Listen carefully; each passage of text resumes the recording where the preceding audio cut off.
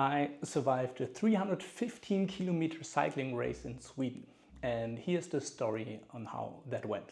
It all started with a long car ride. Me, my wife, our little one, we're all packed up in our car and heading north towards Motala in Sweden.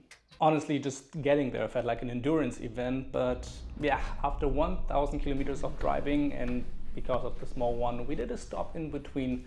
It was manageable, but we were happy that we're getting closer towards our goal.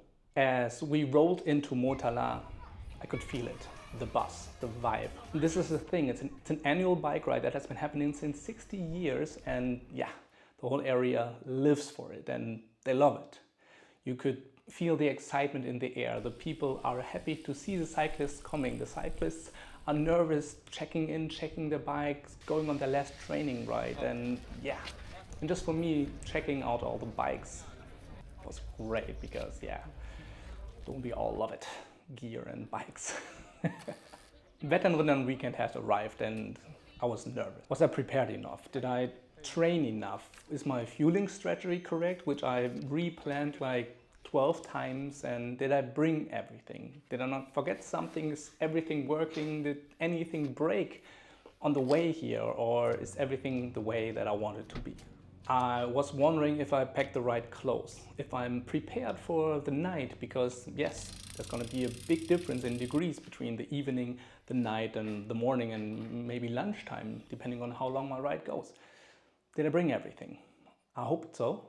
You spend months, maybe even years planning, training and looking forward to this moment. But when this moment finally arrived and you see these 3 starting gates with the starting groups every 2 minutes, you still get nervous and doubtful. But then it was time. Then it was time to go, and it was not the time to be nervous anymore. It's time to act, to put the training into place and also to be a little bit brave. And sometimes something great happens.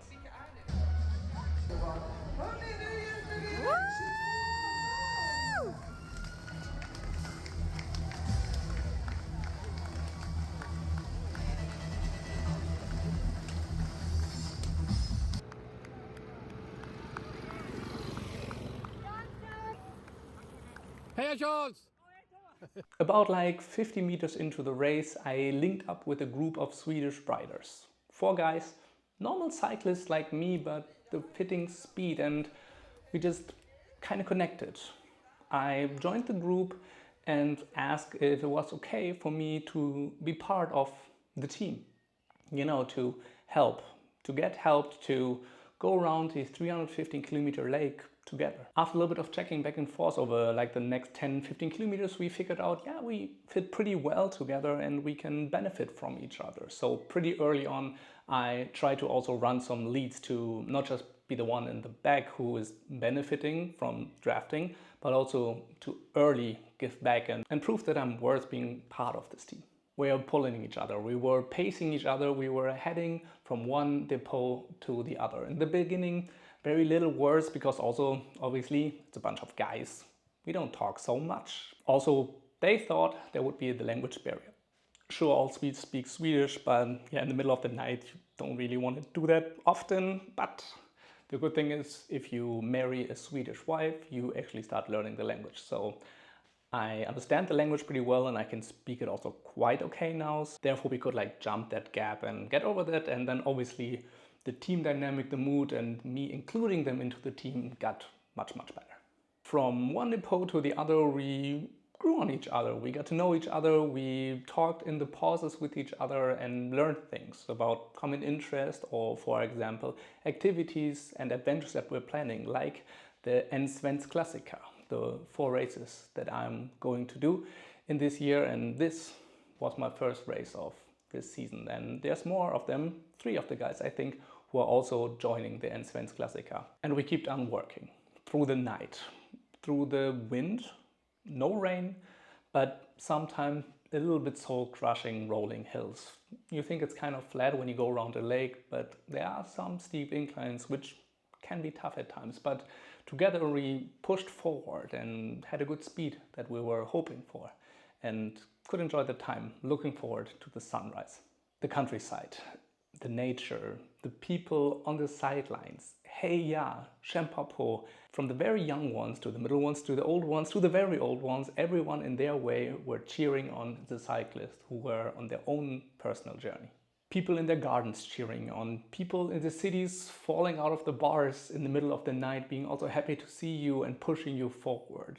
People in the morning sitting in their lawn chairs out in their driveway with a coffee in their hand and a Swedish flag in the other hand, being just glad to help you on. And that, honestly, is the magic of Vätternrundan.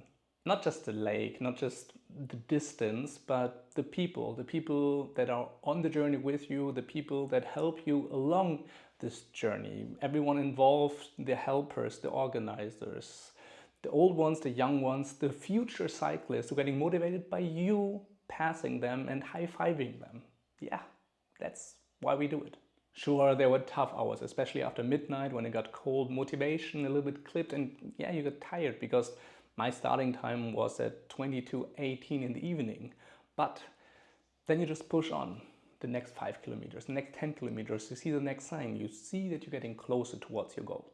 And something always pulled you forward. Either it was a cool view, a lovely building, something nice on the countryside, telling yourself and reminding yourself what an amazing thing you're doing, riding your bicycle through the countryside of Sweden. I mean, how normal is that? And then at some point you're crossing the finish line. You made it around this lake, a distance that I have never covered with a bicycle before, and that alone even with a car is sometimes a stretch to do. Wow. And I made it in 10 hours, 55 minutes. So under the 11-hour time that I kind of set for myself, and yeah, I am happy about it. But that was not really the main point. I was proud to have done this, to push through, to keep on going, to just try something that I didn't know if I was capable of doing it, and then figuring out I am.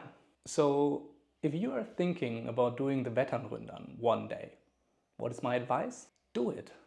100% prepare, train. If you're trained, you're gonna have a better time, but think about how you want to do it. You want to have it as an adventure.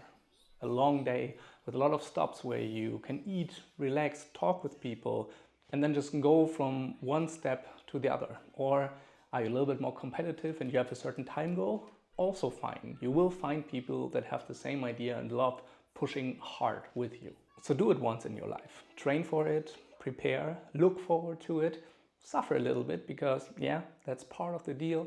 And then you will have an amazing experience, meet cool people, have a memory for life, and have something that you can be really proud of. And to the 4 Swedish legends that rode with me, helped me around this really big lake. You made my journey around Lake Vättern unforgettable, and I'm super thankful for that. We started and rode as strangers, and now I have the feeling that we somehow became distant friends.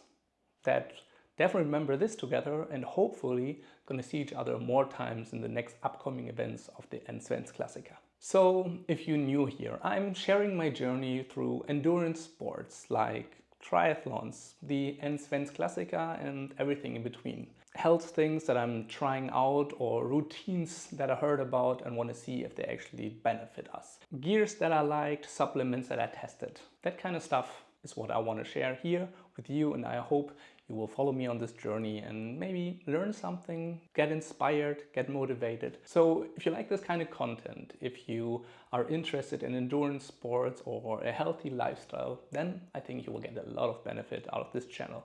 And maybe we can help each other. So if you have any tips on anything, then always drop it in the comments. So you know what to do. Hit the like button, drop a comment if you have done Vätternrundan, what time you have done it in, and how your experience has been. I really want to know, and sure, I would be really happy if you would follow this channel. Keep chasing your own endurance goals, and until next time, keep pedaling, running, and swimming.